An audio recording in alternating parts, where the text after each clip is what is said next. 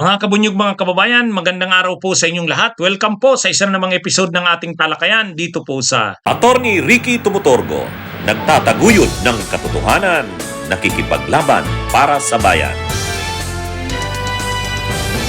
mga kabunyog.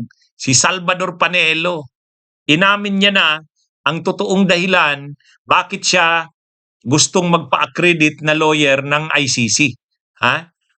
Gusto niyang inamin na ni Salvador Panelo na nag-a-apply siya na maging isang accredited lawyer para ma-authorize na mag-practice sa International Criminal Court. Sa grupo kasi ng mga Duterte lawyers, ang ay accredited lawyer lang ng ICC si Harry Roque. Accredited ng ICC si Harry Roque. Kaya lang hindi naman siya nakakapag-practice doon. Kasi wanted siya sa Pilipinas at saka linalakad niya yung kanyang political asylum. Gusto niya sanang sumama diyan. Ang problema, kaaway din siya ni Kaufman. Hindi kasundo ni Kaufman. Si Roque, hindi pinapapurma. At saka sinabihan na ni Sara Duterte, simula't simula pa lang, wag na daw sumausaw si Roque sa kaso ni Duterte, kasuhin na lang yung kanyang political asylum. Pero itong si Panelo, pumunta sila nung isang araw, noong confirmation of charges hearing Duterte, yung 6 na mga dating officials ng panahon ni Duterte, yung mga abogado na malapit kay Duterte, si Silvis Trebello, si Dulay, si Lim, si Martin Delgra, yun.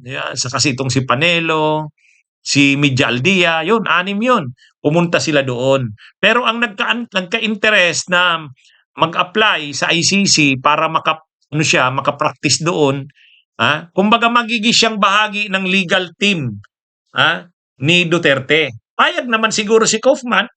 Payag naman, hindi naman, sabi naman ni Panelo, hindi siya babayaran. So ibig sabihin, hindi naman siya hihingi ng na hatian siya nila Kaufman sa bayad sa kanila. Di wala naman problema kay Kaufman, hindi naman pala makikihati si Panelo. Kaya lang, sa interview kay Panelo, inamin niya ano ang dahilan. Bakit talaga gusto niyang mag-practice sa ICC? Alam niyo ang pinakadahilan niya, mga kabunyog, mga kabayan? Ang totoong dahilan na sinabi ni Panelo, una, gusto niyang maging bahagi ng legal team ni Duterte. So kumbaga, i-declare siya nila Kaufman na part ng legal team.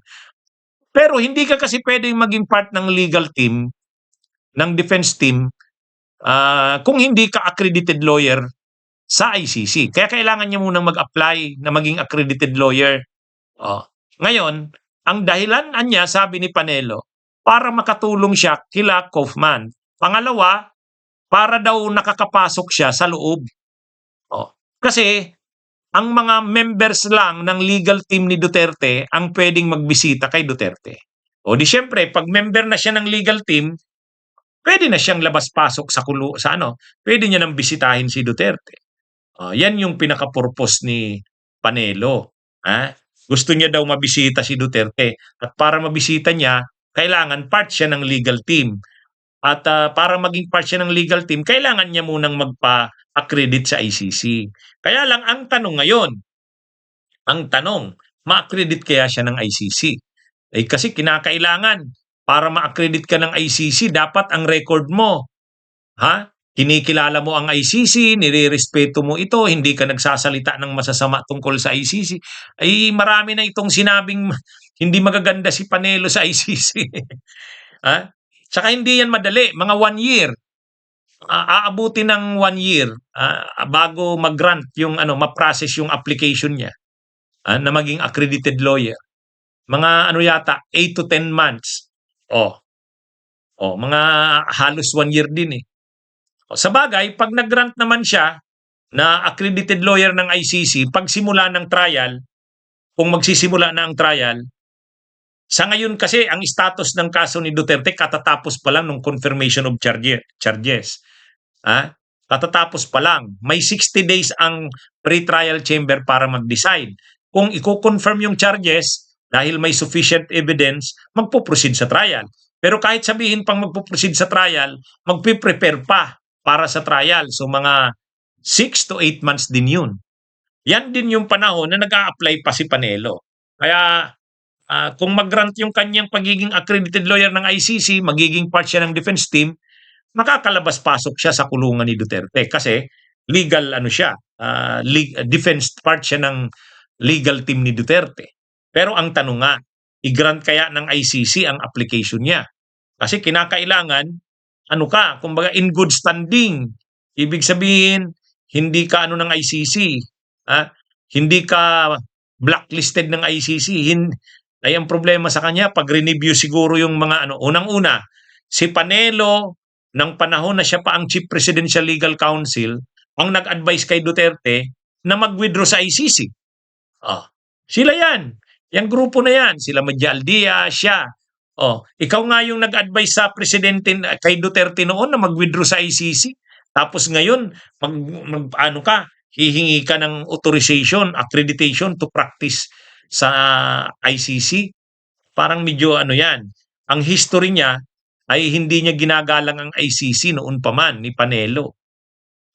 Sa katunayan, sila ang nagmaniobra na mag-withdraw ang Pilipinas sa ICC. Pangalawa, bago pa man ang aresto si Duterte ng ICC, hindi niya na kinikilala ang ICC, ang jurisdiction. Ang dami niya nang sinabing masasama tungkol sa ICC. Kaya lang ngayon na nakakulong na si Duterte, napipilitan siya na kilalanin ang ICC dahil gusto niyang mabisita daw si Duterte. Ang tanong, pagbigyan kaya siya ng ICC na makapag-practice sa ICC? Abangan natin. Abangan natin. Pero kinumpirma na nga ni Panelo. Inamin na ni Panelo na nag-apply daw siya. At ang pinaka-reason talaga, gusto niyang makapasok sa kulungan para mabisita si Duterte. Si Duterte rin, maganda rin yan. Para kay Duterte, mabubuhayan siya ng ano na, kasi lagi na lang nakikita ni Duterte sila Kaufman, yung mga anak niya, apo niya.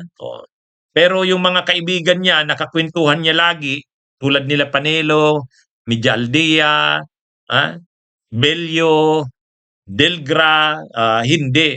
Kung si Panelo makakapasok na, kasi magiging part na ng legal team, pag nag-grant yung pagiging accredited lawyer niya, maganda yan kay Duterte. Ang tanong nga lang, bumabalik tayo sa tanong, pagbigyan ba, i-accredit kaya siya ng ICC?